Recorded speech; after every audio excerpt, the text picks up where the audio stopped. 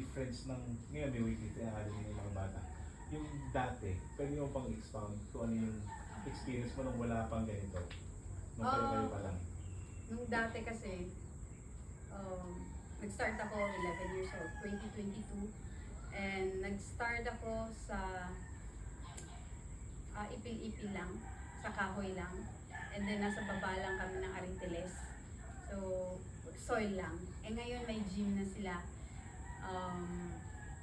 Yun yung kaibahan.